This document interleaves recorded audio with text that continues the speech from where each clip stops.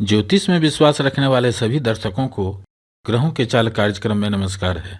इस वीडियो में जानेंगे मिथुन राशि के जातकों के लिए राहु केतु का राशि परिवर्तन किस तरह का प्रभाव देने वाले हैं। मिथुन राशि में जो 3 नक्षत्र होते हैं, इन तीनों नक्षत्र के जातकों को किस तरह के प्रभाव देखने को मिलेंगे, मुख्य रूप से इस वीडियो में इसी बात पर चर्चा करेंगे। यह गणना चंद्र राशि पर आधारित है, यानी जिन जातक के जन्म पत्रिका में चंद्रमा मिथुन राशि में स्थित है, जहां 3 लिखा है, उस जातक को मिथुन राशि का जातक कहा जाता है। मिथुन ज्योतिष गणना के अनुसार नवंबर में ग्रहों के चाल इस तरह रहेंगे। यह समय इसलिए भी इम्पोर्टेंट है क्योंकि कभी कभी ब्रह्मांड में ऐसा भी समय आता है जब सभी ग्रहों में कुछ न कुछ बदलाव होते हैं, और ऐसा ही हो रहा है नवंबर के महीने में। लंबे समय तक एक राशि में चलने वाले ग्रह जब राशि परिवर्तन करते हैं तो उस समय में जो बदलाव होते हैं वह प्रभावी हो जाता है, क्योंकि ग्रह का प्रभाव लंबे समय तक उस भाव को प्रभावित करते रहते हैं जिस भाव से ग्रह गोचर करते हैं और जिस भाव पर उनकी दृष्टि रहती है। अब अगले 18 महीने तक मिथुन राशि वालों के कुंडली में राहु 10वें भाव में और केतु 4th भाव में गोचर करेंगे, तो स्वाभाविक है कि अगले 18 महीने तक राहु 10वें भाव को प्रभावित करते रहेंगे। मित्रों, एक बात और आपको बताता चलूं, ज्योतिष गणना का जो मुख्य आधार है वह नक्षत्र गणना के अनुसार ही होता है। आप देखेंगे आपके कुंडली में जो आपका दशा अंतर्दशा निश्चित किया गया है वह नक्षत्र के अनुसार ही किया गया है। इसीलिए राशि गणना से भी अधिक इम्पोर्टेंट नक्षत्र गणना की हो जाती है। हमारा प्रयास भी रहता है कि लंबे समय तक एक नक्षत्र में गोचर करने वाले जैसे शनि, राहु, केतु और बृहस्पति ग्रह जब जब नक्षत्र परिवर्तन करते हैं तो उन ग्रहों की नक्षत्र परिवर्तन का गणना आपके सामने जरूर रखें। आइए एक एक करके राहु केतु की सभी स्थिति को समझने का प्रयास करते हैं। मित्रों, पिछले 18 महीनों से यानी 30 अक्टूबर 2023 तक राहु एकादश भाव में गोचर कर रहे हैं। जनवरी 2023 से ही जब से शनि ग्रह का गोचर कुंभ राशि में प्रारंभ हुआ, जहां 11 लिखा है, तब से राहु और शनि ग्रह 10वें भाव में पाप कर्तरी का प्रभाव दे रहे हैं, जिसके कारण 10वें भाव से विचार करने वाले सभी कार्यकर्ताओं में अवरोध पैदा करने का काम कर रहे हैं, रुकावट पैदा करने का काम कर रहे हैं। पहले 3 साल तक शनि की ढैया का प्रभाव था। उस समय में भी शनि का एक दृष्टि 10वें भाव पर, कर्म भाव पर, कैरियर के भाव पर था, और जब जनवरी 2023 में शनि ग्रह 9वें भाव कुंभ राशि में गोचर प्रारंभ किए तो शनि की ढैया तो खत्म हो गई, लेकिन उसी के साथ शनि ग्रह और राहु 10वें भाव में पाप कर्तरी का प्रभाव देना प्रारंभ कर दिया। यह स्थिति 10वें भाव में बन रहे हैं, कैरियर के भाव में बन रहे हैं। इसलिए मिथुन राशि वालों को कैरियर के क्षेत्र में कोई भी परिवर्तन नहीं होने दिया, कुछ भी अच्छा प्रभाव नहीं होने दिया। इसका आप अनुभव कर रहे होंगे। जो भी काम करिए रिजल्ट 0 मिल रहे होंगे, यानी रिजल्ट इतने कम मिल रहे हैं कि आप सोच नहीं सकते हैं। इस तरह के प्रभाव दे रहे थे मिथुन राशि वालों को अभी तक शनि और राहु का यह गोचर।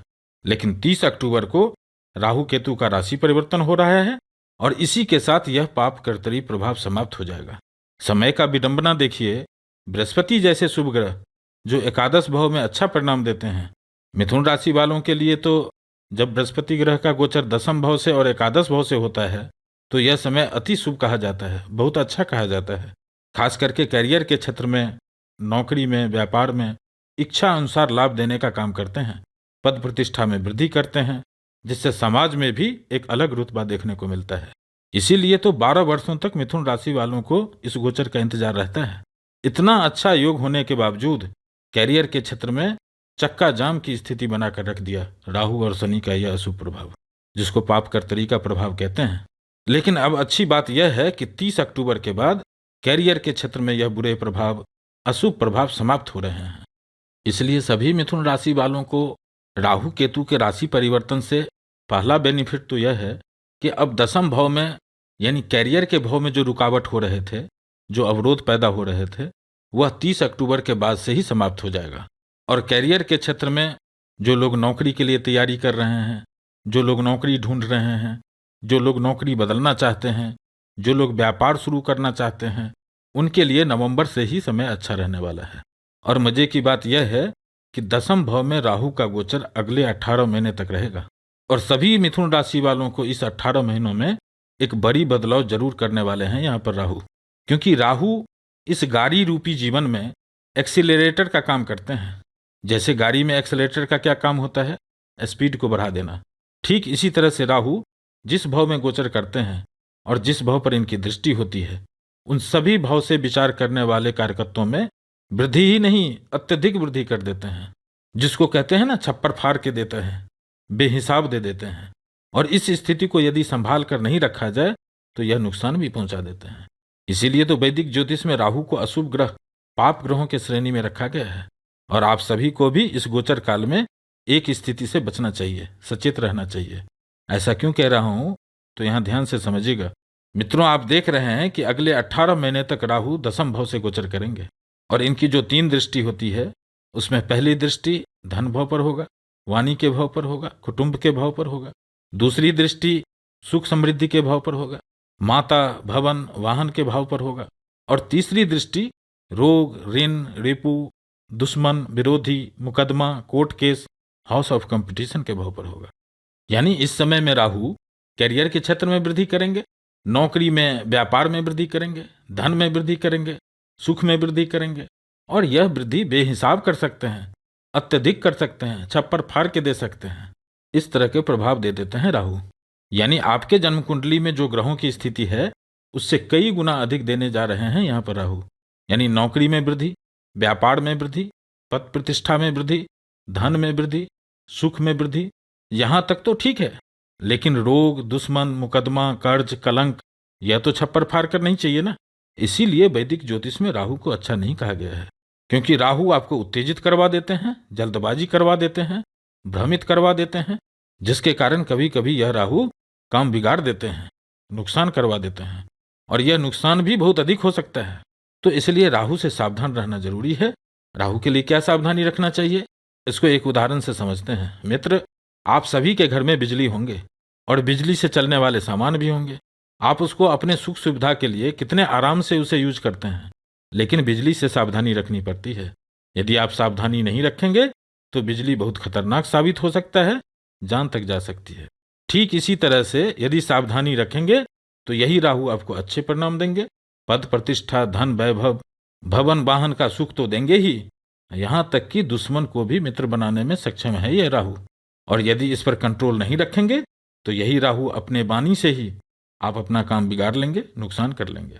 कार्य क्षेत्र में, अपने कुटुंब में, परिवार में, वाहन चलाते समय भारी नुकसान कर सकते हैं। मित्रों, मेरा सुझाव रहता है कि टोना टोटके के चक्कर में ना पड़ें। जो आपको उपाय बताऊंगा यह शास्त्र के अनुरूप भी होगा और वैज्ञानिक दृष्टिकोण से भी आप इसे समझ पाएंगे। यदि आपके कुंडली में राहु की स्थिति अच्छी नहीं है तो इस समय में आप एक उपाय करके देखें। अभी से एक आदत बना लें, किसी भी बात पर तुरंत जवाब ना दें। उत्तेजित होकर, गुस्से में आकर आप जवाब ना दें। 1 मिनट का इंतजार करें। 1 मिनट के बाद जवाब देने से इससे कुछ बिगड़ नहीं जाता है। यह राहु को ठीक करने का एक उपाय है। अपने वाणी पर संयम रखें, उत्तेजित होने से बचें। खास करके यदि आप गाड़ी चलाते हैं तो सड़क पर ओवरटेक करने से बचें, क्योंकि राहु की दृष्टि 6ठे भाव पर भी है। कैरियर में, नौकरी में, व्यवसाय में ऐसा कोई काम ना करें जिसके वजह से कलंक लग जाए। तो आप देखेंगे कि प्रगति ही प्रगति देखने को मिलेंगे और वह प्रगति प्रभावशाली भी होंगे। अब केतु की बात कर लेते हैं। तो केतु पंचम भाव से राशि परिवर्तन करके चतुर्थ भाव में आ रहे हैं। तो पंचम भाव से विचार करने वाले सभी कार्यकर्ताओं में जो रुकावट पैदा कर रहे थे उसमें भी अब रास्ते खुलते हुए देखेंगे, अच्छा प्रभाव देखने को मिलेंगे। जैसे जो लोग पढ़ाई लिखाई कर रहे थे उनके लिए पिछले 18 महीने से समय अच्छा नहीं था, क्योंकि इस भाव पर राहु केतु का प्रभाव था। जो लोग प्यार कर रहे हैं और शादी करना चाहते हैं, जीवन साथी के इच्छुक हैं, लिव इन रिलेशन में रह रहे हैं, शेयर मार्केट के क्षेत्र से जुड़े हुए हैं, उनको पिछले 18 महीने से जो समस्या आ रही थी उसमें सुधार होते हुए देखेंगे। अब आपको कॉन्फिडेंस आएगा और धीरे धीरे सभी काम में प्रगति होते हुए देखेंगे। इस समय में जब केतु चतुर्थ भाव में गोचर करेंगे तो चतुर्थ भाव को तो प्रभावित कर ही रहे हैं, साथ ही साथ अष्टम भाव को भी प्रभावित कर रहे हैं, दसम भाव को भी प्रभावित कर रहे हैं और द्वादश भाव को भी प्रभावित कर रहे हैं। यानी यहाँ केतु साफ साफ संकेत दे रहे हैं कि इस समय में यात्रा के दौरान बहुत सावधानी रखना चाहिए, अन्यथा सामान का चोरी हो जाना, चोट लग जाना, दुर्घटना हो जाना, इस तरह के भी प्रभाव दे देते हैं कभी कभी केतु। अगले 18 महीनों में यात्रा के योग बन रहे हैं। इस समय में माता पिता से वाद विवाद करने से बचें, अन्यथा मनमुटाव हो सकते हैं, अलगाव करा सकते हैं यह केतु। और इस भाव पर राहु की भी दृष्टि है तो यह मनमुटाव अधिक भी हो सकता है, बहुत अधिक भी हो सकते हैं, जिससे अधिक नुकसान उठाना पड़ सकता है। अगले 18 महीनों में आपको धर्म स्थान, तीर्थ स्थान जाने का मौका मिलेगा। इस तरह के भी योग बना रहे हैं यहाँ पर केतु।